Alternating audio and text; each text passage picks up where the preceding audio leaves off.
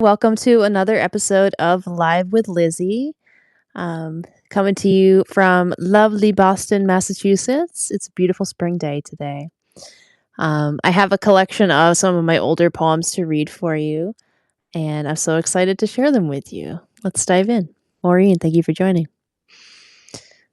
First poem is titled Troll.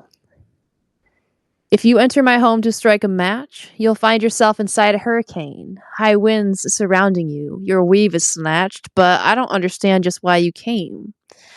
I live up in the clouds. You're under bridge. I don't care to answer your questions 3. A drive-by ain't a showing of courage. It's just something people do to be mean. I'm steady in the rain, but it's so nice when I don't have to wear such heavy gear, just to live in the world and shine so bright, protected from the hatred and the fear. Trolls might be born from loneliness and pain, but I won't be a plaything in their game. More time. Because my dad died of a heart attack, the nights when I get acid creeping high are fearful moments, torture on the rack. The question always, is today my time? He exercised, body healthy and brisk. He was active his whole tour on this earth, but early blade of fate slipped through his ribs, and now he rests inside forgiving dirt. He was the one who ran around with me, who threw balls and played goalie and clapped hands with delight when he saw his girl achieve, then hugged me tight when life had other plans. The world deserved more time with my sweet dad. He loved to see others finding their path. That poem is in honor of my father, Gary Colgan. He was a really good guy. Use and fashion. I am not others' actions, I'm response. My character lies in how I return the energy, how long I take a pause before I find a bridge, then make it burn. I'm not bitter poison, I'm neutral ground. I'm clearish water, trying to stay so. The path I took, it traveled all around, 1,000 stops on my journey to grow. I gained a hard-won 5-second delay on what words I let fly out of my mouth. My tender bones learned how to pace the day. My muscles gained perspective. They chilled out. Because I answer for all my actions, I will not value use below fashion. Hello, Anna Maria. Thank you for joining. I'm reading some of my older poems today. Thanks for being here.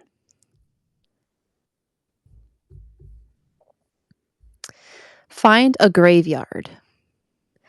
My body is transforming. I have a new, rounder face. It looks the way my mother's did when she felt real self-hate. My clothing does not comment on the way my body lives. Its purpose is to hold me softly, to allow my waste. Find a graveyard to lay the low-rise demon of my youth. I killed it with my sharp teeth. I let my tongue find its taste. My bones crave insulation while they walk upon the earth. They were not meant to bear the polar wind on winter days. When your hands grow frigid from a chill that you can't escape, it's comforting to cup your palms around a Lizzy shape.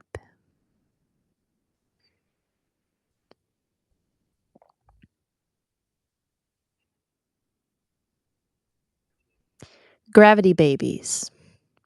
I hold gravity like a railroad spike, so similar to lightning in the dark, as bold as Sangiovese, oaky spiced, just as suitable to fuel a spark. I don't hate anybody anymore. I'm all worn out from throwing big tantrums, from flinging myself tearful to the floor in protest of the coming transition. I did not want to become a mother, and I thought empty womb meant I was not, but young folks seek me out for safe cover, and I just have to find peace with my lot. My babies find me via gravity. They know I'll teach them how to meet their needs. Hello, Angela. Thanks for joining. Reading some old poems from my newsletter today. Thanks for being here.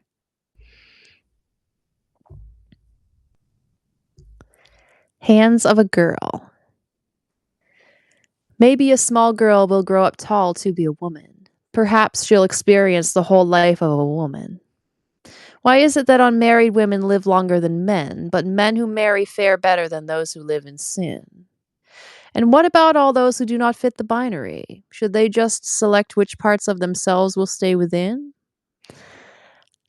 A complete life cycle sees a woman concentrated, distilled into a pound of flesh that cannot be taken. Dubious, the stability of a thing that cannot or will not bend to the changeable wishes of the wind. How many generations believed that our body type wasn't from poverty, that we were naturally thin? Some kids survive to adulthood and some children do not. Nobody tells you any rules or when the game will end. Lizzy, you reached forward in time with the hands of a girl and met yourself, all lined and scarred. You came through like a friend.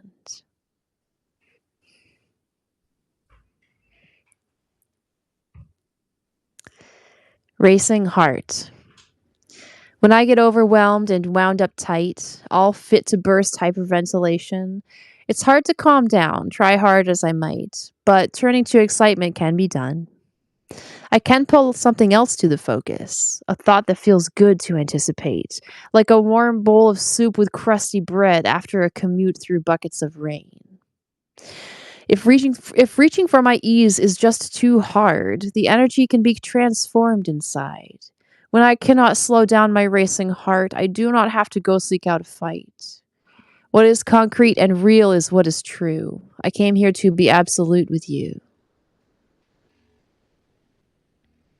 The lessons in that poem took me a very long time to learn. Too long, some might say. The sun at your birth. Hey, winter wind, would you blow the raw need out of my heart? It's brisk when you get going, especially after dark. Cultures develop vocabulary for what they know. I have so many words to tell the winter winds apart. Grin big with teeth like blazing sunshine, pearls before the pigs. You'll get your share of bacon, no need to gain a head start. Remember, next time you feel overwhelmed, it takes a while. You need about a week to settle down your racing heart. How does a person choose a favorite color from them all when leaves are always changing and the sky's both soft and sharp? Let those muscles shudder when they recall a winter gust. Holding back, keeping still, excellent ways to fall apart. Lizzy, the wind told me that your real name is Eliza. The sun had not yet risen at your birth. It was still dark. Hello, Seamus. Welcome. Always a pleasure. Reading some old poems today.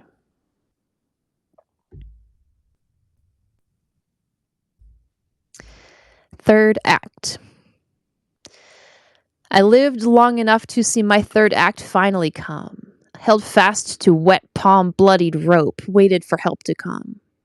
For years, I yearned for someone skilled enough to care for me. I combed the earth for a person who knew what should be done. All up and down the land I roamed in search of weathered hands to hold me while I grew into the person I'd become. Moon grew, then faded. I tried to tuck myself under wings, only to find the space too cramped each time away I spun. Passing by a neighbor's window, I noticed a mother and daughter laughing, drizzling icing on cinnamon buns. Some nests are woven to invite return, others crafted for quick escape, ready or not, meant to be forgotten. Each idol I placed on my altar burned, cracked, or got lost. None spoke to the gods as promised. My will would not be done. One day, I placed a mirror where the idols could not thrive. Considered, is it me who is safety? Am I the one? I am no mother god. I hold no immortality. Yet look how many years I have been comforting the young. A third act is the reward for survival of trial. What strange things occur. Scars fade smooth. Lost souls find redemption. I refused to be the supervillain. Instead, I grew into a secret hero who has zero use for guns. A mourning dove turns blue-ringed eye to me, all resting wings. It watches as I unpin laundry lined right in the sun. The veil between the worlds wears thinner as the years tick by. Some days Shelby, other times Lizzy Co., always just one. Oh, thank you, Seamus. Oh, hello, my friend. My new friend, Slart. I'm sure that's not your real name, but welcome nonetheless. Glad to have you. Yeah, I couldn't believe it. I did a whole live session earlier and my mic was not plugged in, so glad to hear that it's working now. Continuing on, juicing. The fight to live feels light as a feather. My biceps can't fit into any shirt. My mental health is stronger than ever. My heart is strong and I'm sure of my worth. Hope is a steroid and I'm a giant. While it runs in my veins, it overwhelms. Hope is a lawyer and I'm its client. We roll up to the courtroom as ourselves. Together, Hope and I, we litigate to what we feel we are owed some answer, and what is better left outside the gate, in a box marked free, but these are cancers. It's just a matter of finding the dose of hope that lets me overcome the ghosts. See how, or fixing stuff with my dad. See how the gap is thin, then it gets thick? That means it needs a shim. Let's go find one. Do you think that this size will do the trick? Wedge it in tight, and then the job is done. See how the screws leave holes in the drywall? That means we need some spackle and a knife. We smear flattened sand and then hide it all. The skills I teach will serve you all your life. See how we paint around each of the sides and corners of the room as the first step? After, a swath with the roller flung wide. We'll do 2 layers, color rich and thick. See how capability came to be the way I can see love expressed to me.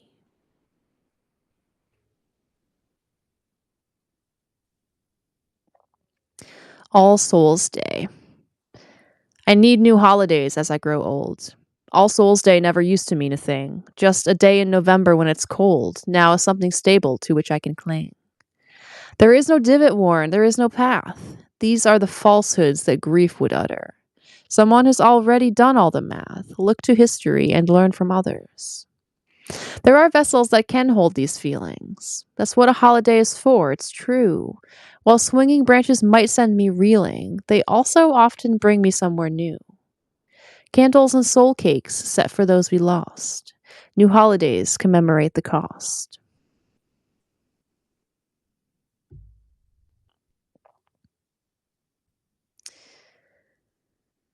Girl Gang Ghazal.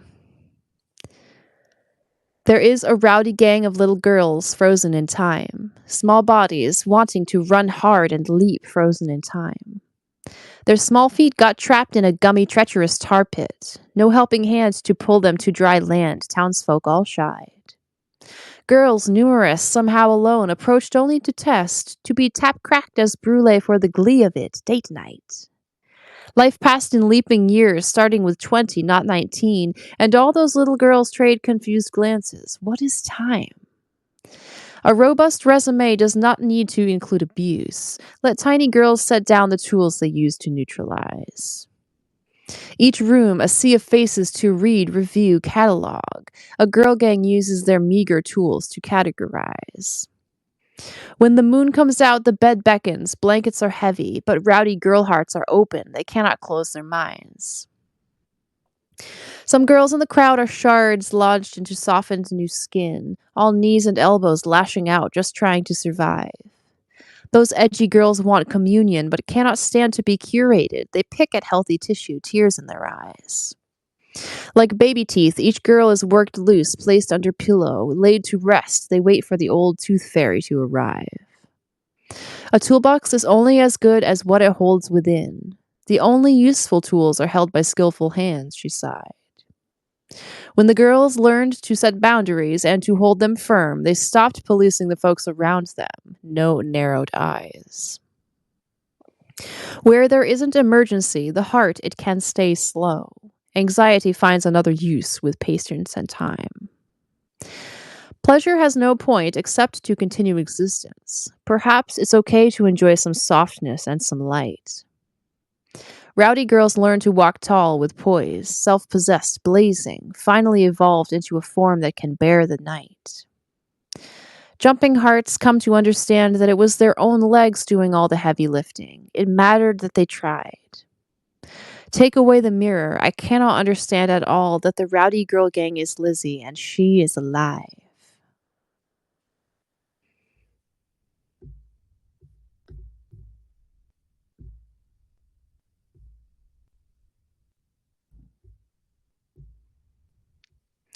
Red maple. Red maple grows and moves with the March wind, stretches arms after winter feeding deer, Sunriser buzzed before the rest in spring. Rosy fiddleback figure draws me near. I stand browless and feral in the sun. If they poke, then they poke, the tree told me. Red maple watches as my rare sap runs. It sewed me a thick coat of autumn leaves. Red maple started small, but it grew high, cross-hatched with vines and forest history. It's warm out now, time to shuck clothes and fly. The clouds grow thick underfoot just for me.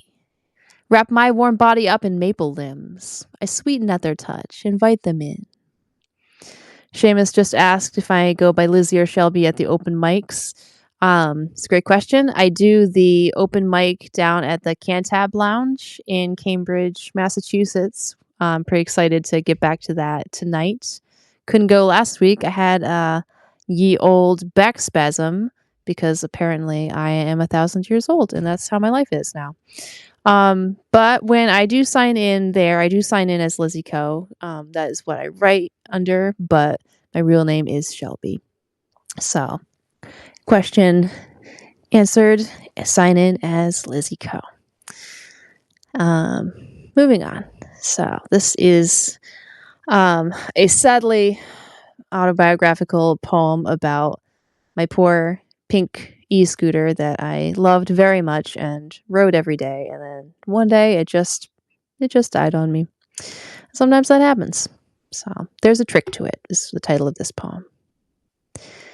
My trusty ride died a few days ago. It ran full speed right until it burned out. It passed in the middle of the commute, far from the end of its natural life.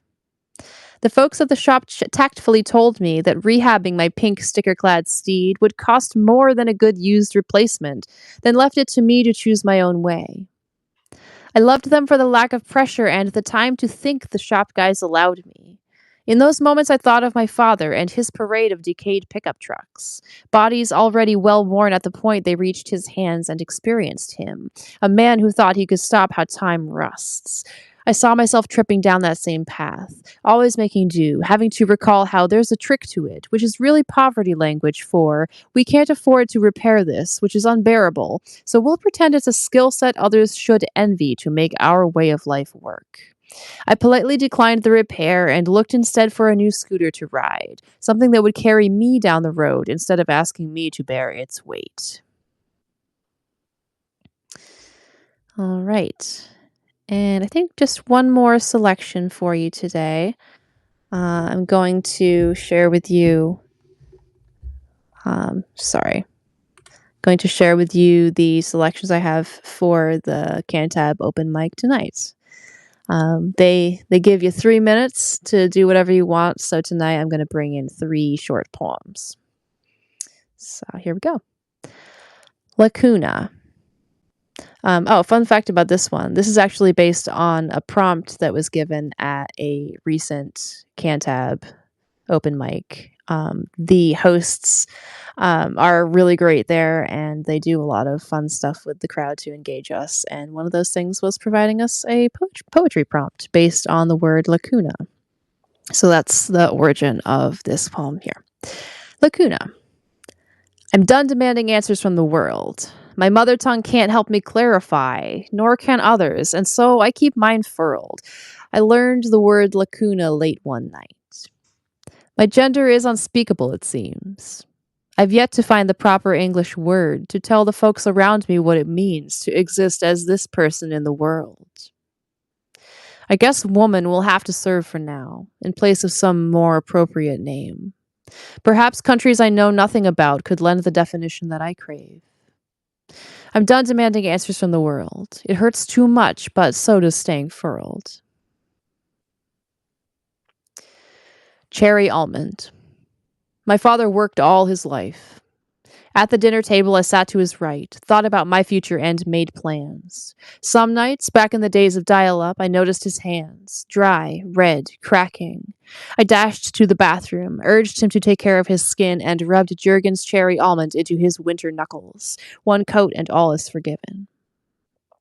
My father worked all his life. Recently, he rested in hospice, unable to speak but still recognizing me. I thought about how he had made plans. I noticed his bald scalp peeling, so I grabbed some lotion from the bedside table and I smoothed it over his dry spots, just like I had done when I was young and he was not. Purple. It's gods saying hello when I see purple-headed chives. The color of the flowers matches the flesh of my heart. A message straight to me, purple says, yes, you are alive. You have everything that you need to start. It's the oh shit handle on the car ceiling in a crash, when I'm not sure if I'm here on Earth or how I'm feeling. It's the fat candle that whispers all night long to the past. Life is still warm. Let's see what else it brings. Blackberries and a sack of bruised blue plums can coexist. A jam band that plays all night long and fills the whole damn house. Melt in a bath of sugar, be what drizzles and what sticks. Something that darts and brightens in the mouth. Oh my gosh. Yes, Angela. That cherry almond, classic. Like core memory, right? Yeah, for real. Thank you so much to everyone who joined today for my makeup live session with microphone actually on edition. um, I'm so happy that you all came and hung out and listened to a little bit of poetry with me. If you happen to live in the Boston area and you want to come down to the Cantab tonight, the poetry starts at 8 p.m. Thank you so much, Seamus. Thank you, Angela. Saying nice things in the comments. Aren't you just the best? But yes, I'm so happy that you came, Kai, and I look forward to seeing everyone for the next afternoon poetry session. Have a great day. Bye.